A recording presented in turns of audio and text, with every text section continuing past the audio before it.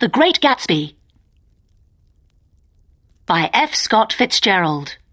Retold by Margaret Tarner. My name is Nick Carraway. I was born in a big city in the Middle West. My family has been well known there for 70 years. My father's university was Yale, and I went there too. I graduated in 1915 and then went to fight in the Great War. When I came back from the war, life in the Middle West was dull. I could not settle down. I decided to go east and learn the bond business. Bond.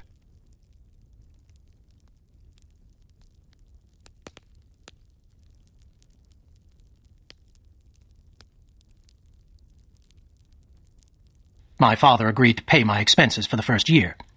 So, in 1922, I went to New York. I had planned to stay in the East for several years, but I was there for only one summer. This book is the story of that summer. I arrived in New York in spring. The weather was already warm, and the city was hot and uncomfortable.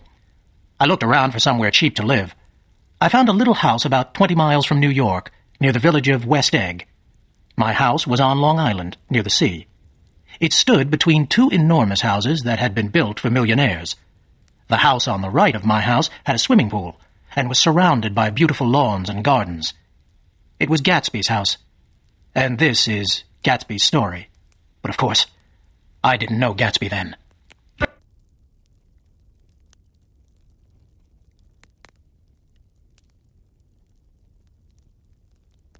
One. Tom and Daisy. That spring, the sun shone every day. I was lonely at first in the East, but I felt that this was the real beginning of my life. I walked in the fresh air. I bought books. I worked hard. I was trying to make myself a successful businessman. One evening, the phone rang. It was my cousin, Daisy. "Hello, Nick," she said in her soft voice. "Do you know we are neighbors? Tom and I are living across the bay in East Egg. I think we've settled down at last. Do come to dinner, Nick. I'd love to see you." Of course, I agreed. I wanted to see my cousin Daisy again. She had married Tom Buchanan, a man I had known at Yale University. Tom had been a famous football player at college. His family was very rich, and Tom had spent money carelessly.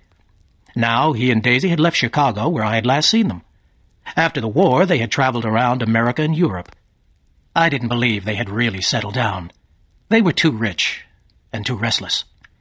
So, a few days later, I drove over to East Egg. The Buchanan's house was a big one, overlooking the bay. Overlooking. Lawns and gardens started at the house and went down to the sea. It was late afternoon, and the weather was warm and windy. All the windows at the front of the house were wide open. Tom Buchanan stood on the porch, his leg. Porch.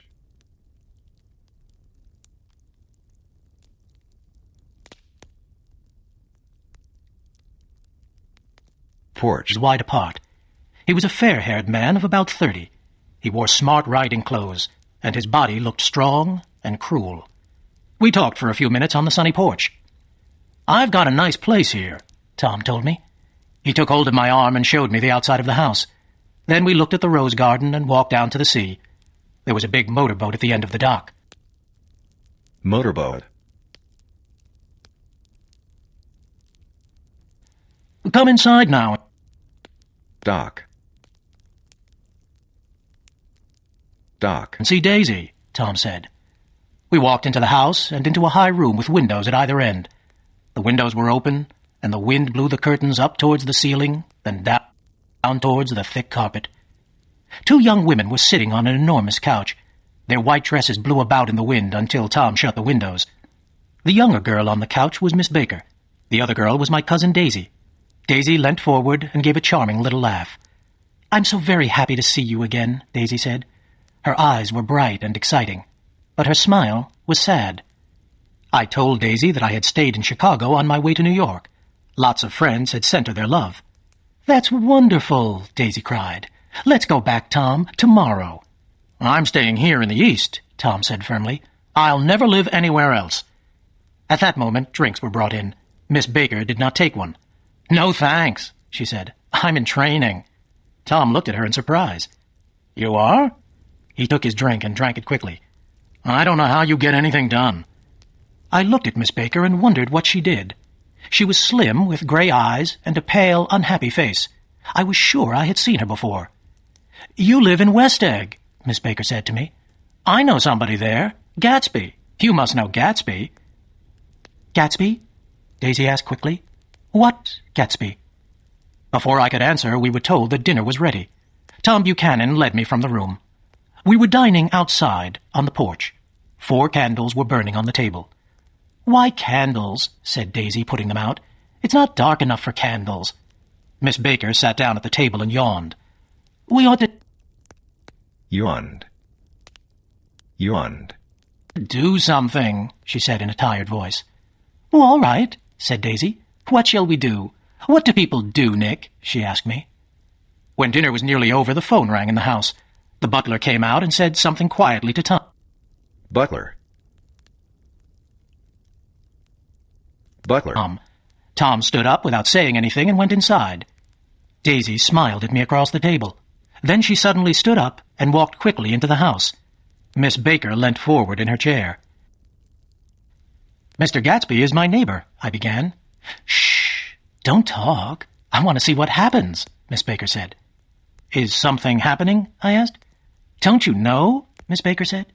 "Tom's got a woman in New York. I thought everyone knew. But she shouldn't phone him at home, should she?" At that moment, Daisy and Tom came back together. "So sorry we had to leave you," Daisy said.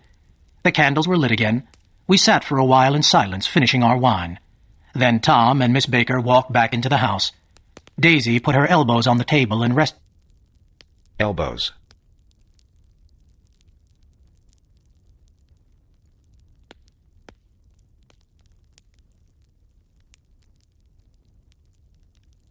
Elbows. Her head in her hands. "We don't know each other very well, Nick," she said softly. "You didn't come to my wedding." "I wasn't back from the war." "Well, that's true. Well, Nick, I've had a very bad time. I don't really care about anything anymore. Shall I tell you what I said when my daughter was born?" "Do." "Well, when I knew I had a girl, I cried. Then I was glad. I hope she'll be a fool. That's the best thing for a girl to be, a beautiful little fool. I think life's terrible, Nick.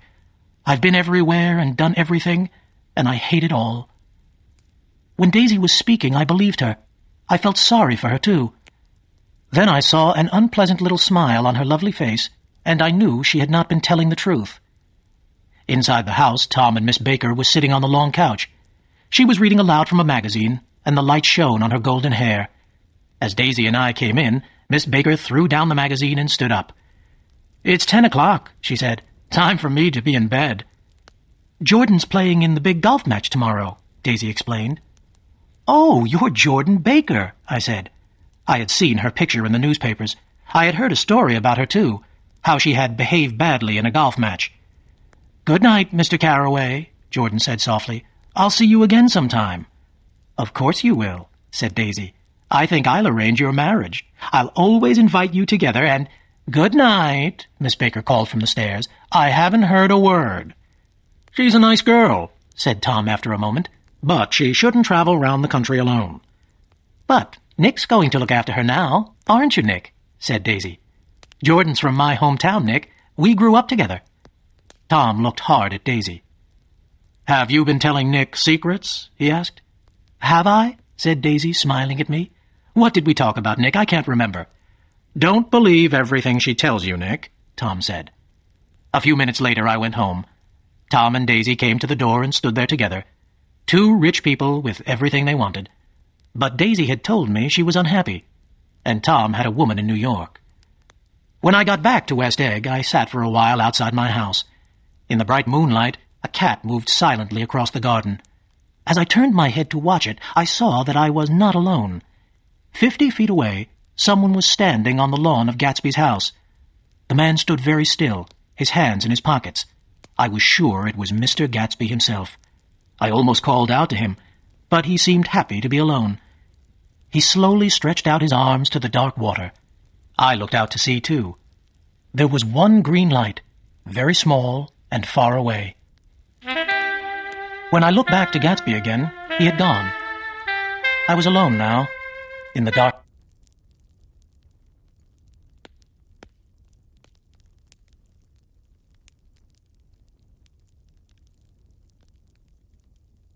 Two. Myrtle Wilson. About halfway between West Egg and New York, the railroad crosses a dirty, narrow river. Trains always wait there. It was because of this that I met Tom Buchanan's mistress for the first time. One Sunday afternoon, Tom and I were going up to New York by train. I could see that Tom had been drinking. When we got to the river, the train stopped as usual. A dusty road ran by the side of the railroad. It was an ugly place. Suddenly, Tom stood up and took my arm. "Come on," he said. "I want you to meet my girl. Jump down." And he pulled me off the train onto the dusty road.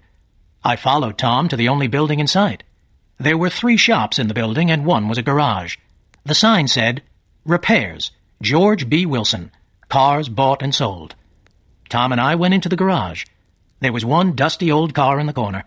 As I was looking around in surprise, a thin man came out of the office. "Hello, Wilson, old man," Tom shouted. "How's business?" "Not bad," said Wilson unhappily. "When are you going to sell me that car?" "Next week. My driver's working on it now."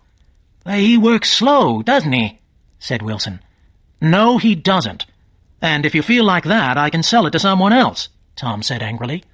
"Well, I don't mean that," said Wilson. His voice stopped. I heard footsteps on the stairs. Then a woman was standing in the doorway. She was in her middle 30s. She was not beautiful, but her face and body were full of life. She smiled slowly and walked past her husband. She shook hands with Tom and looked into his eyes. "Why don't you get some chairs, George, so everyone can sit down?" she said. "All right," said George Wilson hurriedly, and he went towards the little office. "I want to see you," Tom said quickly to the woman. "Get on the next train. I'll meet you in New York." "All right."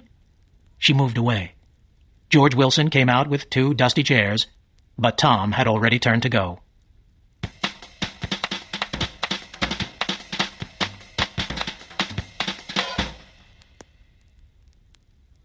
"It's good for Myrtle to get away," Tom said as we were waiting for the next train.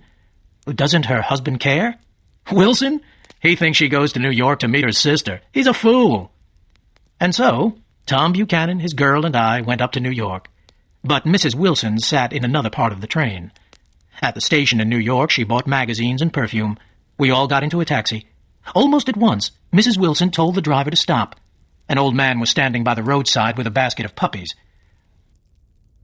Puppies. Puppies. Roadside.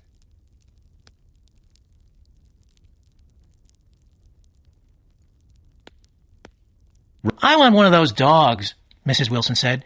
"It'll be nice to have one in the apartment." "What kind are they?" she asked the man. "I want a police dog." The old man looked into the basket. "I got all kinds, ma'am," he said, pulling out a puppy. "Well, that's not a police dog," said Tom. "No," said the old man. "Well, I think it's cute," said Myrtle Wilson. "How much is it?" $10, ma'am." "Well, here's your money," said Tom impatiently to the man. "You can get 10 more dogs with it." We drove over to Fifth Avenue, and I tried to leave them there. "No, you don't," said Tom quickly. "Myrtle wants you to see the apartment, don't you, Myrtle?" "Sure," Myrtle Wilson said. "I'll phone my sister, Catherine. People say she's beautiful." So we drove on until we came to the apartment house. Myrtle Wilson got out of the taxi like a queen. "I'm going to ask the McKees to come up," she said in the elevator. "They live in the apartment below, and I'll phone my sister, too, of course." The apartment was 4 small rooms on the top floor. The living room was crowded with furniture. Mrs. Wilson sent the elevator boy out to buy food for the dog.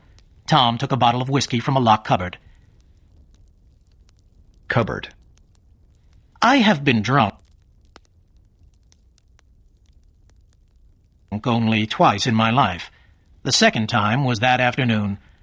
I remember Myrtle Wilson sitting on Tom's knee. After a time, I went out to buy some cigarettes. When I came back, the living room was empty. So I sat there smoking and reading the magazines. Just as Tom and Myrtle came out of the other room, the sister, Catherine, arrived. She was about 30, thin and red-haired, with a white face. Then the McKees came up from the apartment below. Myrtle Wilson had changed her dress. It was very tight and looked expensive. Her laughter and the way she moved had changed, too. She spoke and walked like a rich, fashionable woman. "I like your dress," said Mrs. McKee. "This old dress? I've had it for years," Myrtle laughed. "Have something to drink," Tom said to the McKees. "Get some more ice, Myrtle, before everyone goes to sleep." "I told the boy about the ice," Myrtle said angrily. "These people, you have to tell them all the time." Myrtle's sister, Catherine, sat down beside me on the couch. Besides. "Do you live on Long Island, too?" she asked me. "I live at West Egg." "Really? I was at a party there about a month ago, at the house of a man called Gatsby. Do you know him?" "I live next door to him." "Do you? He's awfully rich, you know. People say he got his money from Germany in the war. I'm afraid of him." Catherine moved closer and looked across the room at Tom and Myrtle. "Both of them are unhappily married," she said. "But Tom's wife is a Catholic. She won't divorce him." I knew this was untrue, and I was shocked. "Why'd you marry Wilson, Myrtle?" Catherine called across the room. "Nobody made you do it." Myrtle laughed. "Well, I thought he was a gentleman. I must have been crazy." Tom now sent the elevator boy to buy some sandwiches and a second bottle of whiskey. I wanted to go home. I went to the window and looked down to the dark street. Were people looking up at our lighted window and wondering what was going on? Myrtle Wilson called to me to sit down again. She began to tell me about her first meeting with Tom. "It was on the train," she said. "We couldn't stop looking at each other. When we got to New York, we got into a taxi together. I was so excited that I couldn't see where we were going, but I didn't care. You can't live forever, you know. You can't live forever." The room was filled with Myrtle's loud, false laughter. She turned to Mrs. McKee. "My dear," Myrtle said, "I'm going to give you this dress. I'm getting another tomorrow. I've got so many things to buy, a collar for the dog, an ashtray, and I—" Color.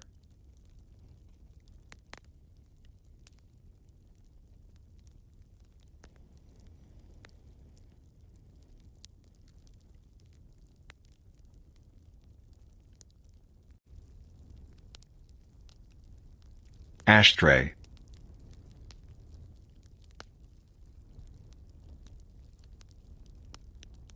Ashtray.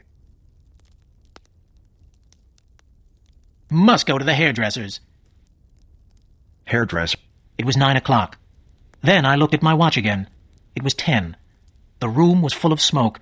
People were coming and going, shouting to each other across the room. At about midnight, Tom and Myrtle started to argue. "Daisy, Daisy, Daisy," Myrtle Wilson was shouting. "I'll say her name whenever I want to. Daisy, Daisy." With a short, hard movement, Tom Buchanan hit her across the nose. Myrtle cried out with pain. Someone got towels. Then the towels, covered with blood, were all over the Towels. floor. People were screaming and shouting. Myrtle Wilson lay on the couch. Her nose was still bleeding, and she was crying loudly. Mr. McKee woke up and walked towards the door. I picked up my hat and followed him out. We went down in the elevator together. Then I was on the station, half asleep, waiting for the early morning train to West Egg.